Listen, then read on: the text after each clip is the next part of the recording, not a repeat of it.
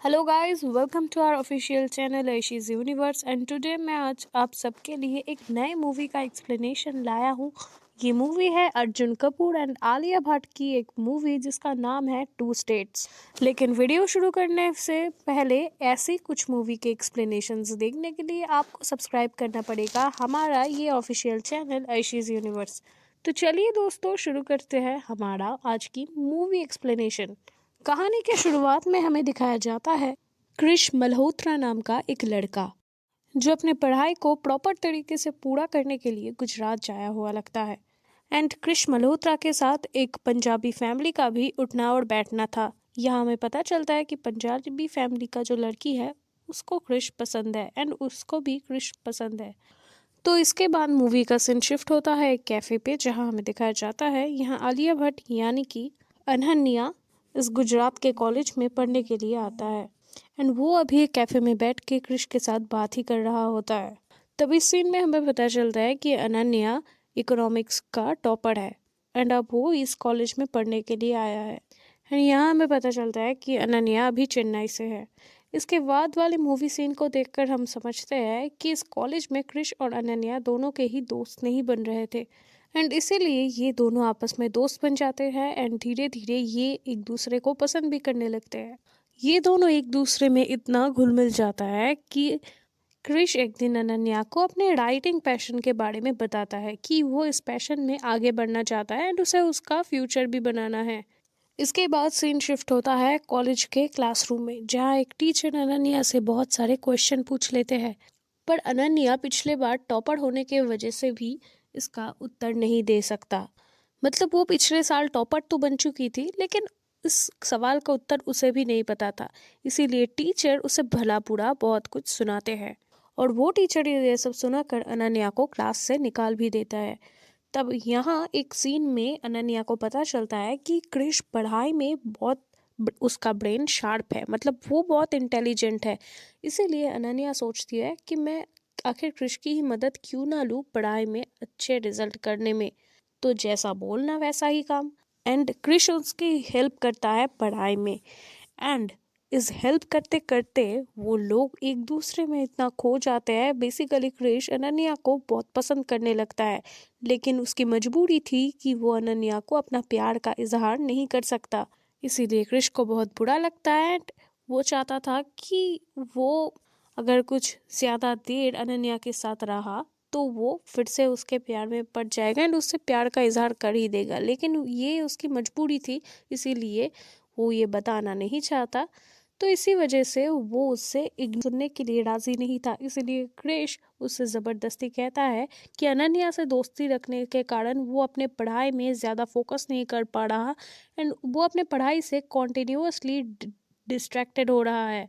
And कुछ दिनों बाद ये सब बर्दाश्त नहीं कर पाती अनन्या, इसीलिए वो भी कृष से अपना प्यार का इजहार कर भी लेती है एंड कुछ देर बाद वो इंटीमेट भी हो जाते हैं एंड वो लोग लिविंग रिलेशनशिप में लगने लगते हैं। एंड कुछ ऐसा ही लिविंग रिलेशनशिप में 2 साल कुछ ऐसा ही गुजर जाता है एंड वो दोनों अपना एमबीए डिग्री भी खत्म कर लेता है। और कुछ दिनों बाद उन्हें पता चलता है कि उसी कैंपस से उन दोनों को अब जॉब भी मिलने वाली होती है। तो वो दोनों अब सोचते हैं कि अब हम क्या करेंगे, लेकिन कृष कोई जवाब दे ही नहीं पाता। कुछ दिनों बाद उन दोनों का ही इंटरव्यू होता है एंड जब इंटरव्यू में कृष से प्रश्न किया जाता है तब वो कुछ सोचने लगता है आंसर दे बगैर। और अचानक कृष खड़े होता है एंड दौड़ के अनन्या के चैम्बर में चला जाता है, जहां अनन्या भी इंटरव्यू के लिए बैठी हुई थी। तब उस इंटरव्यू बोर्ड में वो घुस जाता है, अनन्या को प्रपोज कर देता है, वो भी सबके सामने। तो जाहिर सी बात है अनन्या उसे पसंद करती थी, इसीलिए वो हाथों बोलेगी ही। एंड फिर क्या, फिर उन्हें कैंपस से जॉब भी मिल जाती है। अब वो सोचते हैं कि हमें अब शादी कर ही लेनी चाहिए। इसीलिए वो लोग अपने पेरेंट्स को एक दूसरे से मिलवाते हैं। लेकिन जब कृष की माँ एंड अनन्या के पेरेंट्स एक दूसरे से मिलती है तब वो बहुत ही अनखुश होता है, क्योंकि उन्हें वो लोग पसंद ही नहीं आते एंड इसीलिए उन दोनों के शादी के बारे में कोई बात आगे ही नहीं बढ़ती। तो कुछ दिनों बाद हमें पता चलता है कि अनन्या को उसके ही होम टाउन यानी कि चेन्नई में ही जॉब लग चुकी है एंड कुछ महीनों में भी कृष अपने होम टाउन यानी कि न्यू दिल्ली में भी जॉब ढूंढ लेता है। लेकिन इस जॉब को लेने से पहले उसकी माँ उसे बार बार कहता है कि तुम्हें न्यू दिल्ली या चेन्नई में से हमेशा न्यू दिल्ली ही चुनना चाहिए, एंड मुझे लगता है कि तुम्हें अनन्या के साथ रिश्ता तोड़ के अपने राइटिंग वाले पैशन को छोड़ देना चाहिए एंड तुम्हें अपने जॉब के ऊपर ज़्यादा फोकस करना चाहिए। तो इससे क्रिश भी राज़ी नहीं होता एंड उसकी माँ ये भी चाहती थी कि वो अपने पसंद किए हुए लड़की से ही क्रिश की शादी कर दे। इसके बाद क्रिश ये बात ना मानने के लिए क्रिश के साथ उसके पापा का बहुत झगड़ा हो जाता है। इसीलिए क्रिश गुस्से में दिल्ली की नौकरी ठुकरा के चेन्नई को ही अपना लेता है जॉब के लिए। तो चेन्नई में वो पहुंच जाता है जॉब के लिए एंड वहाँ जाहिर सी बात है अनन्या के साथ तो उसका मुलाकात होगी ही। एंड एक दिन अनन्या क्रिश को कहता है कि उसके घर चलने के लिए, एंड अनन्या ये भी बोलता है कि उसके घर में उसकी फैमिली भी है एंड उसे लगता है कि उसे मतलब क्रिश के उसके साथ घुल मिलना चाहिए, मतलब उसके फैमिली के साथ क्रिश का बहुत घुल मिलना हो सकता है। लेकिन क्रिश को तो ये समझ ही नहीं आ रहा था कि वो कैसे उसकी फैमिली के साथ इतना घुल मिल सकता है। इसीलिए अनन्या क्रिश को एक आइडिया देता है क्यों ना क्रिश उसके भाई को ट्यूशन दे। इसीलिए क्रिश को भी अनन्या के घर रोज आना पड़ता था उसके भाई को ट्यूशन देने के लिए, और वो कभी कभी अनन्या के पापा का भी काम कर देते थे एंड उनका हेल्प भी करते थे ऑफिस में, मतलब वो ऑफिस का वर्क अगर घर पे लाता था तो ही। एंड बस ये बात इतने तक ही सीमित नहीं रहता, क्रिश उस अनन्या के माँ को भी एक इवेंट में गाना गाने के लिए भी तैयार कर देता है एंड इससे उसके फैमिली वाले भी क्रिश के इस व्यवहार से बहुत इम्प्रेस होती है। जब जितने भी दिन जा रहे थे अनन्या के फैमिली क्रिश के परिवार वाले एंड क्रिश को बहुत ही पसंद करने लगते हैं एंड तब क्रिश उन सब के साथ मिलता है एंड क्रिश उसके पेरेंट्स को समझाने के भी लगता है कि वो अनन्या से आखिर कितना ज़्यादा मोहब्बत करता है एंड वो एक दूसरे के बिना कभी रह ही नहीं सकते। एंड वो वादा करता है अगर अनन्या के साथ कभी भी उसकी शादी हो तो वो अनन्या का बहुत सारा ख्याल रखेगा एंड उसकी आंखों से कभी पानी नहीं गिरने देगा। एंड तब क्रिश एक बहुत ही ज़्यादा साजिश खेल रचता है, वो एक एंगेजमेंट रिंग निकालता है एंड अनन्या समेत उसके पूरी फैमिली को ही प्रपोज कर देता है शादी के लिए। ये बहुत वियर्ड था, लेकिन ये सब देख के अनन्या की फैमिली भी उसके साथ अनन्या की शादी करवाने के लिए तैयार हो जाते हैं। इसके बाद अनन्या एंड क्रिश दिल्ली जाने का प्लान बनाते हैं, लेकिन जब वो दिल्ली पहुंचते हैं तब क्रिश की माँ अनन्या को एंड क्रिश को एक साथ देख के ये तो उन्हें बर्दाश्त नहीं होता। लेकिन अनन्या कुछ भी हो वो क्रिश का माँ का दिल जीतने के लिए बहुत कोशिश करती है, लेकिन बार बार वो विफल हो जाता है। इसके बाद वो एंड उसकी माँ क्रिश की एक कज़न की शादी में जाते हैं एंड वहाँ दहेज को लेकर बहुत प्रॉब्लम क्रिएट हो रहा था एंड क्रिश की उस कज़न की शादी दहेज पर पहुँच चुकी थी, लेकिन अनन्या उन लड़के वालों को बहुत समझाती है जिससे क्रिश की मॉम भी खुश हो जाती है, जिससे शादी भी प्रॉपर तरीके से हो जाता है। लेकिन उनके फैमिली के बीच अब भी कुछ भी कमी थी। इसके बाद अनन्या और क्रिश उनकी फैमिली को मुंबई ले जाने का प्लान बनाते हैं एंड ऑब्वियसली बात है कि मुंबई जाने के बाद भी क्रिश की फैमिली वालों एंड अनन्या की फैमिली वालों के बीच कुछ भी सॉर्टेड नहीं होता। तो एक दिन ऐसा आता है कि उन दोनों के फैमिली एक साथ लंच कर रहे थे एक होटल में। तब क्रिश की माँ अनन्या की फैमिली वालों को उसकी तमीज़ को लेकर भला बुरा सुनाती है, जिसे सुन के खाते खाते ही वो लोग उठ जाते हैं क्योंकि उनको ये बात हजम नहीं होती। तब अनन्या भी क्रिश की माँ के ऊपर गुस्सा करने लगता है। तब क्रिश की माँ क्रिश के सामने ही कह देती है कि उसे अनन्या जैसी पढ़ी लिखी बहू नहीं चाहिए, उसे एक ऐसी बहू चाहिए जो उसकी हर बात माने। तब वो अनन्या से प्यार करता था, इसीलिए वो अपनी माँ से झूठ कह देता है कि ठीक है।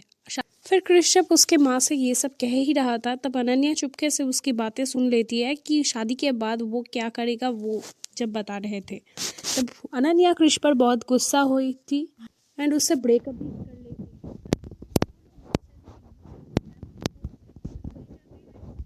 तब एक दिन क्रिश अनन्या को मनाने के लिए उसके ऑफिस जाता है। तब अनन्या उसे कहती है कि अब कुछ भी सॉर्टेड नहीं हो सकता उन दोनों के बीच, क्योंकि जो होना था वो हो गया, अब कुछ भी बदला जाता नहीं था।